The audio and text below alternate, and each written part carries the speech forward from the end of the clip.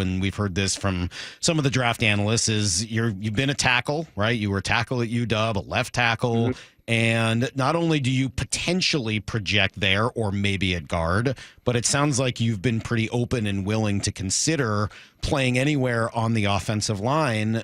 What do the guys at your agency say? Because my understanding is that playing on the outside pays a whole lot better long term than being on the inside. What makes you willing to consider anything? This is just going back to when I came to UW. It was like Coach Huff had put me. I basically played every position on the offensive line my entire career. I ended up sticking it out at left tackle, but before then, like, I played everything. And for me, my biggest thing was getting on the field.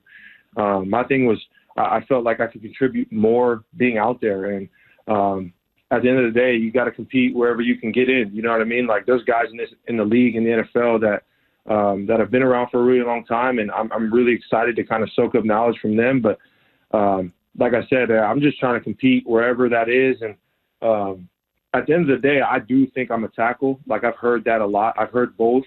I've heard more tackle than anything. But, there's, like I said before, there's guys in the NFL that are like, have been around for a while. So, you got to be realistic sometimes and get in where you fit in. So, I'm just excited for an opportunity. You know what I mean? Like, this is like, it's crazy to think that this is now a career. This is like my job.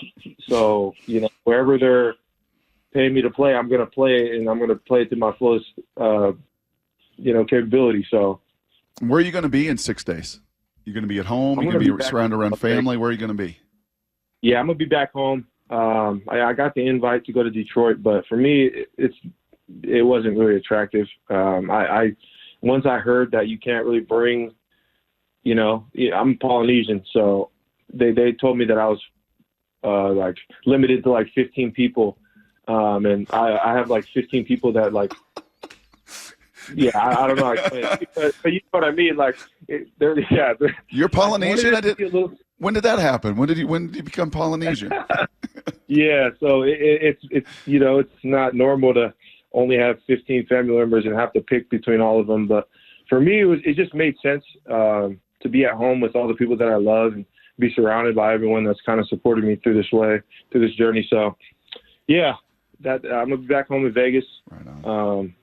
So I'm excited. Yeah, I'm struggling here, man. I gotta tell you, this interview is a challenge for me. I'm enjoying the heck out of it. But all I've heard about you from everybody, and Brock talks about this all the time. What? He's so nasty, man. You got to see him. He plays with a nastiness, and he's physical, and he's violent, and he's so nasty. The word nasty's come out of your mouth like 1,000 times in talking about Troy Fautanu, and then you get him here on the phone. Sure. And he's like the nicest person we've ever spoken to. Like. It's like Ryan Stanek. It's like Ryan Stanek.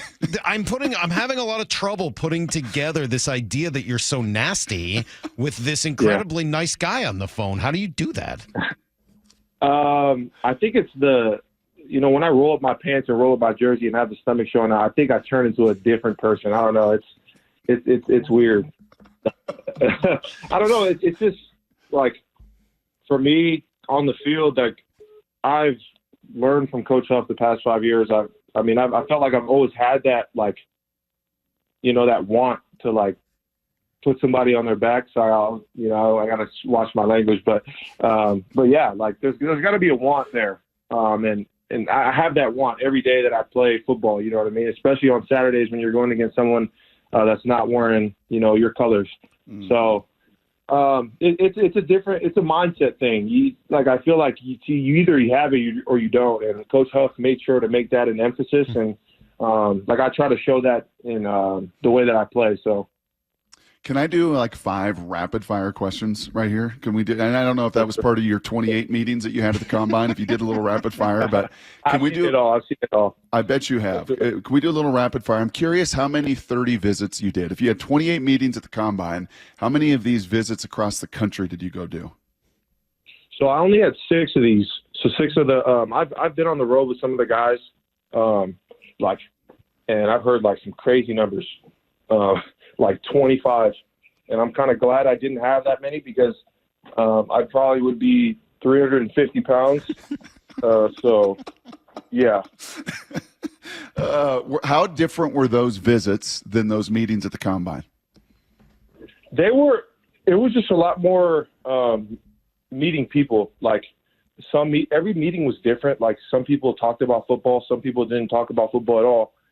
But for these meetings, for these visits, I was able to meet with a lot of the top people in the organization, like the owners, the general managers. Finally got to sit down and talk with a lot of the head coaches, get into more depth with the O-line coach, talk football.